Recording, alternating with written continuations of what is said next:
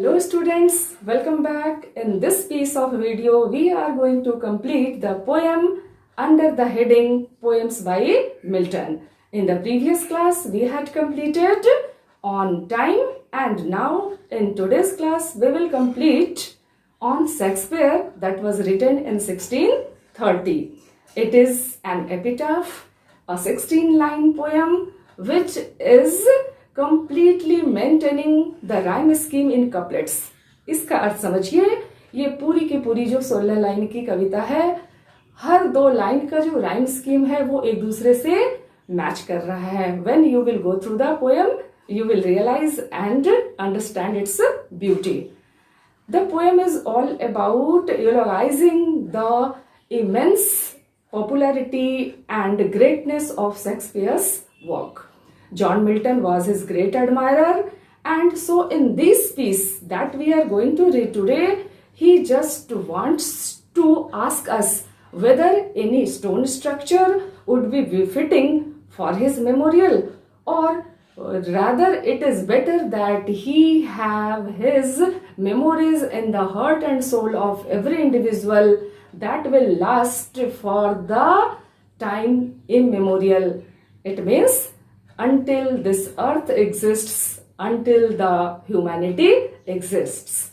यानी वो कहना चाहते हैं कि शेक्सपियर इतने ग्रेट हैं, उनके वर्क्स इतने पावरफुल हैं कि उनको याद रखने के लिए किसी मार्बल के, किसी स्टोन के स्ट्रक्चर की, किसी तरह के मेमोरियल को बनाने की ज़रूरत नहीं है. उनकी यादें तो, उनका नाम तो उन सभी पढ़ने वालों के, उन सभी रीडर्स के दिल और दिमाग में हमेशा के लिए प्रिंट हो चुका है, जो कि इनडेलिबल है, जिसको कभी भी मिटाया नहीं जा सकता है. तो चलिए मैं इसे पूरा पढ़ा दूं, हिंदी और इंग्लिश में समझा दूं, और इसका क्वेश्चन आंसर भी साथ ही एक ही वीडियो में बच्चों, एक ही वीडियो में दोनों इंक्लूडेड है. Thank you. Starting with the first quatrain, that is first 4 lines of the poem, what we find that Milton is asking us means we readers, what needs my Shakespeare for his honored bones, the labor of an age in piled stones, or that his hallowed relic should be hid under a star pointing pyramid. Mark the very first line and the expression he has used for Shakespeare, my Shakespeare, मेरे Shakespeare. ये phrase ही अपने आप में indicate करता है कि वो उनके प्रति कितना गहरा लगाव रखते थे और कितना रिस्पेक्ट था. Come to the point now. क्या मेरे शेक्सपियर को सम्मान देने के लिए किसी पाइल्ड स्टोन या फिर उनकी हड्डियों को ढकने के लिए, को सुरक्षित करने के लिए किसी आकाश को छूती हुई इमारत की ज़रूरत है? Actually, what he wants to suggest here that Shakespeare's works are so immense, have imprinted an indelible mark on the hearts of all readers, so it would be futile.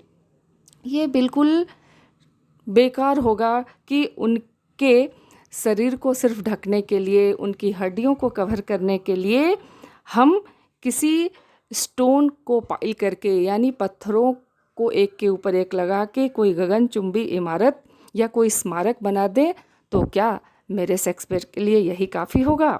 This is the meaning of the first 4 lines.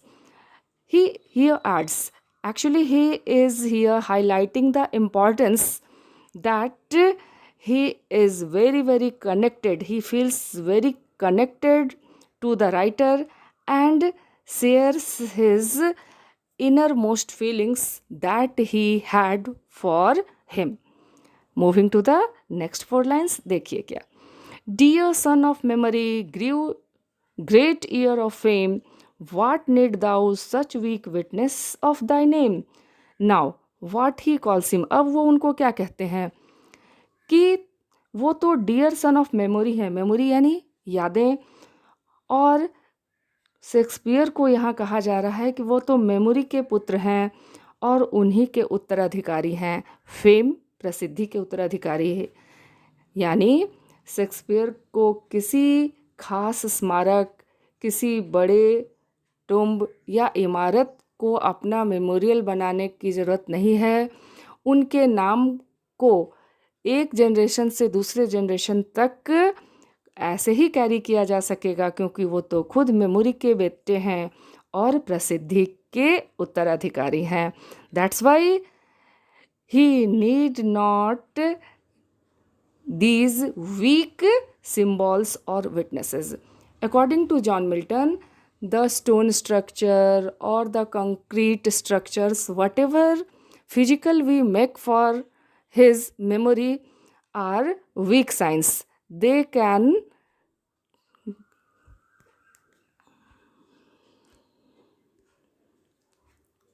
Next 4 lines में poet फिर से Shakespeare की तारीफ करते हुए उनके work के greatness को हाईलाइट करते हुए कहते हैं, for whilst the shame of slow endeavouring art thy easy numbers flow and that each heart hath from the leaves of thy unvalued book. आपने जो भी लिखा है, आपके जो भी आर्ट के नमूने हैं in the terms of his writings, may it be drama, sonnets etcetera, तो वो एक एक पेज, एक एक उसका जो अक्षर है वो अपने आप में लेखन कला का क्या है, एक नमूना है। और कितना भी सुंदर बिल्डिंग बना लिया जाए, कितनी भी अच्छी और मजबूत इमारत बना ली जाए, वो कभी उतना मजबूत नहीं हो सकता है जितनी मजबूती से आपने अपने आप को प्रतिष्ठापित किया है लोगों के दिलों में। एंड द दाई अनवैल्यूड बुक्स, आपकी लिखी हुई जो अनमोल किताबें हैं, अनमोल शब्द हैं, वो हमेशा के लिए याद किए जाएंगे।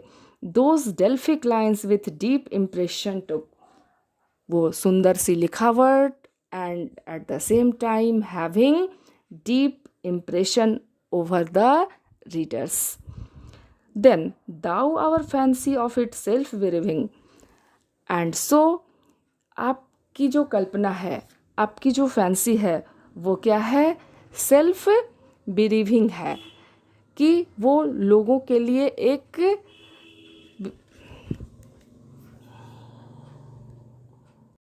In the last 4 lines, John Milton wants to highlight how it would be better to have a memory inside the mind and soul of the reader than to have a concrete building or structure. Look at the lines. Then thou, our fancy of itself believing, dost make us marvel with too much conceiving. And so sepulchred in such pomp dost lie that kings for such a tomb would wish to die. आपकी जो लेखनी है, आपकी जो कृतियाँ है, वो हर एक इंसान के अंदर है, और जो कोई भी आपके उन महान किताबों को, महान रचनाओं को पढ़ा है, उनको याद रख रहा है, वो अपने आप में क्या हो रहा है, बिलीव्ड हो रहा है कि why this writer has immense popularity and what effect it has on the reader's mind, means he will be amazed. हर वो व्यक्ति अमेज्ड रहेगा और अपने आप में क्या हो जाएगा, बिल्कुल वंडर स्ट्रिकन। और due to that wonder and surprise he says that even the kings would like to, would want to, would wish to die for such memories. ऐसी मौत, यानी अगर कोई इंसान मरता है तो माना जाता है कि उसकी ये दिली ख्वाहिश होती है, इच्छा होती है कि उसे जाना जाए, बहुत सालों तक याद रखा जाए। लेकिन अगर कोई राजा, यहाँ राजा से बेहतर आप इसको समझ लीजिए, उन्हीं के स्ट्रेटे के किसी दूसरे पोएट या राइटर, जब शेक्सपियर के इस मेमोरी को देखेंगे कि हर एक जनरेशन आफ्टर जनरेशन ये लोगों के दिलों पे राज कर रहा है, एक उनकी विरासत चली आ रही है, तो कोई राजा भी, कोई बड़ा से बड़ा लेखक और कभी भी मौत मरना चाहेगा और ऐसा ही टुम्ब, ऐसा ही इम्पॉर्टेंट स्ट्रक्चर अपने मेमोरियल के लिए वो बनाना चाहेगा। What actually he says here, that the tomb built by Shakespeare is so grand that even the kings would wish to die for having their relics put inside the tombs. And what tombs here? It is the heart and soul or the memory of the readers.